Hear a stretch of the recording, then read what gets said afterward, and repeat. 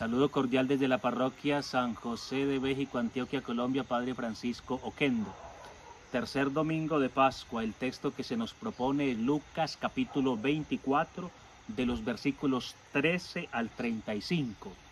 La bellísima narración conocida como los discípulos de Emaús, que es propia del evangelista Lucas. Quisiera invitarlos a que concentrásemos nuestra mirada en actitud contemplativa en el retrato de Cristo que la narración nos propone y en el retrato que nos propone de la Iglesia. Comencemos contemplando el retrato de Jesús, del cual subrayo tres rasgos. Primer rasgo, Jesús caminante y acompañante.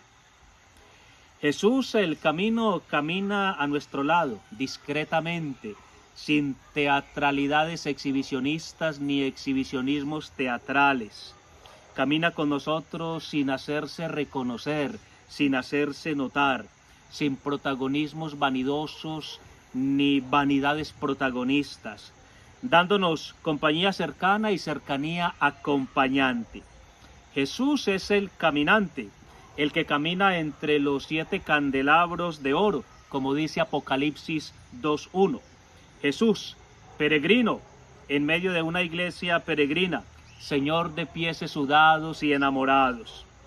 Jesús es nuestro compañero de camino en los distintos senderos de nuestra alma, vencedor de nuestras soledades y nuestras ansiedades.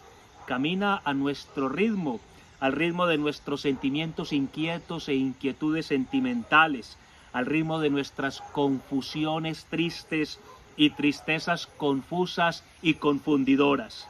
Camina al ritmo de nuestras ilusiones y desilusiones, al ritmo de nuestras esperanzas y desesperanzas, de nuestros fracasos y nuestras victorias. Nuestros caminos son sus caminos, para que su camino sea el nuestro.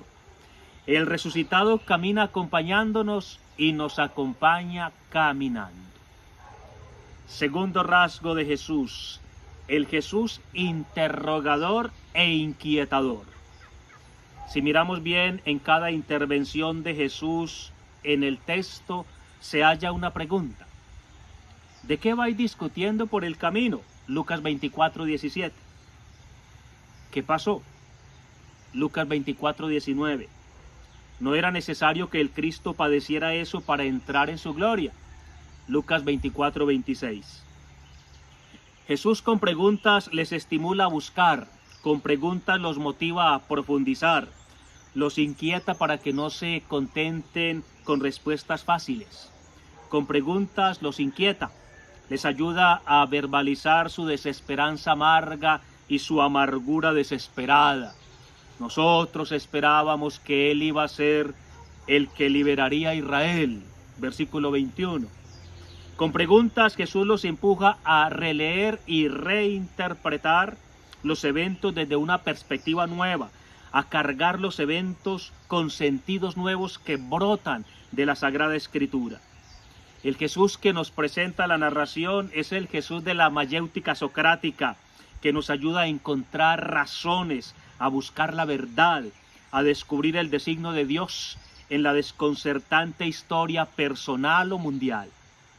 Jesucristo me dejó inquieto, su palabra me llenó de luz. Solemos cantar en la iglesia. Un Jesús que no inquiete no es el resucitado. Un Jesús que no cuestione, que no interrogue, que no desacomode, que no desinstale, que no ponga a prueba nuestras certezas, no es el resucitado, que sana inquietud. Tercer rasgo, Jesús exégeta de la Escritura. Jesús sabe que somos cortos de mente y lentos de corazón para creer lo que dijeron los profetas. 24:25. Por ello, dice Lucas 24:27 que Jesús, comenzando por Moisés y siguiendo por los profetas, les interpretó lo que decían de él todas las Escrituras. Diermeneuesen autois en pasastais grafais taperi e autu. Diermeneuesen. Suena a nuestra palabra hermenéutica, que es la ciencia o el arte de la interpretación. Jesús nos recuerda que la palabra de Dios es nuestro alimento porque el humano no vive solo de pan, sino de todo lo que sale de la boca de Dios, de la palabra del Señor. Un alimento que ha de ser digerido y para ello debe ser triturado, masticado, lo cual implica el ministerio de la interpretación, cuyo objetivo es facilitar la digestión de la palabra de Dios para que la palabra se convierta en vida. No cualquiera es intérprete auténtico de la palabra de Dios, pues el oficio de interpretar auténticamente la palabra de Dios, oral o escrita, ha sido encomendado únicamente al magisterio de la Iglesia, el cual lo ejercita en nombre del Señor.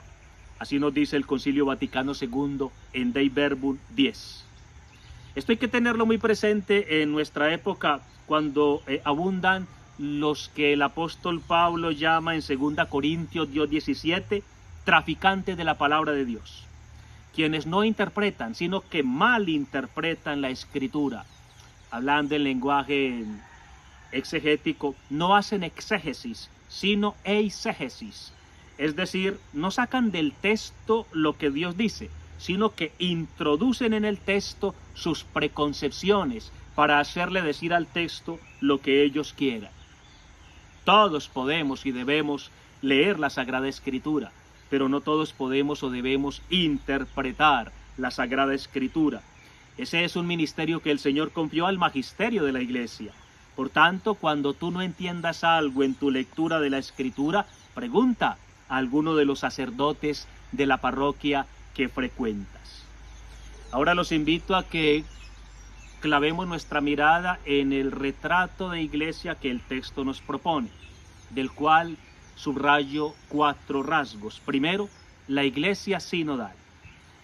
La narración evangélica nos presenta en los discípulos de Emaús una iglesia sinodal, una iglesia que camina entre tristezas y desilusiones, recorriendo los caminos del diálogo, la conversación, la investigación, empujada por el anhelo de comprender la realidad que vive, de entender la voluntad de Dios en las circunstancias que vive. Cuando la iglesia camina sinodalmente, entonces Jesús resucitado camina con ella. Cuando la iglesia indaga sinodalmente, investiga sinodalmente, discierne el querer de Dios sinodalmente, entonces el Señor garantiza su presencia. Es cuando caminamos juntos, que caminamos con el Señor y el Señor camina con nosotros. Segundo rasgo de la iglesia, una iglesia en salida. Una iglesia siempre en salida, fuera de Jerusalén. Una iglesia que vive la experiencia del encuentro con Jesús resucitado, precisamente saliendo, precisamente cuando sale de Jerusalén. Lucas 24, 17.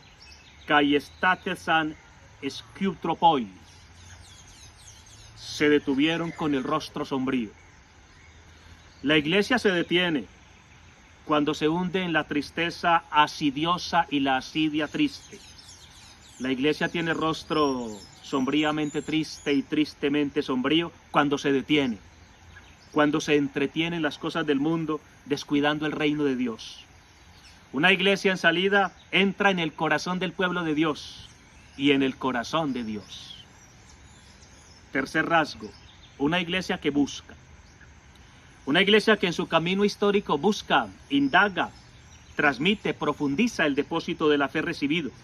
Una iglesia que hace teología y haciendo teología se deja conducir por el Espíritu hacia la verdad completa. En la época de los TikTokers, la tentación es reducirse a la mediocridad superficial y la superficialidad mediocre, alimentarse de eslogans, de frases prefabricadas, de twitters, cuya profundidad intelectual no supera el milímetro.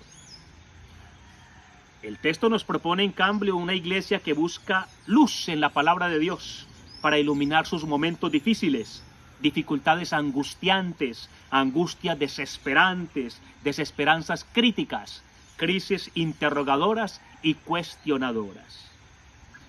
Cuarto rasgo, una iglesia que fomenta la lectura y la interpretación de la Sagrada Escritura. Una iglesia que es como el Arca de la Alianza, es decir, es habitada por la palabra de Dios, ora la palabra de Dios, estudia la palabra de Dios, escudriña la Sagrada Escritura, fomenta la lectura de la Sagrada Escritura y acompaña con la interpretación la lectura de la Sagrada Escritura. De modo que la lectura de la Escritura en la iglesia encienda nuestros corazones e ilumine nuestras mentes. ¿No ardía nuestro corazón en nuestro interior cuando nos hablaba en el camino y nos iba explicando las Escrituras? Lucas 24:32. Por ello la iglesia ha instituido el domingo de la palabra de Dios, para hacernos comprender la centralidad de la palabra de la Sagrada Escritura. María, la Virgen Madre, arca de la palabra, nos ayude a caminar sinodalmente, interpretando nuestra realidad con la lectura orante de la Sagrada Escritura, como los discípulos de Emaús. Orígenes, el gran biblista de la iglesia de Alejandría, a inicios del siglo III, escribió: la verdadera profecía consiste en hacer hablar las Sagradas Escrituras, describiendo y descubriendo en ellas lo que realmente Dios quiso que dijera. La verdadera visión o apocalipsis se tiene en la lectura de las Escrituras, porque en ellas se nos aparece y se nos revela Cristo. Gracias por compartir el video y buen domingo para todos.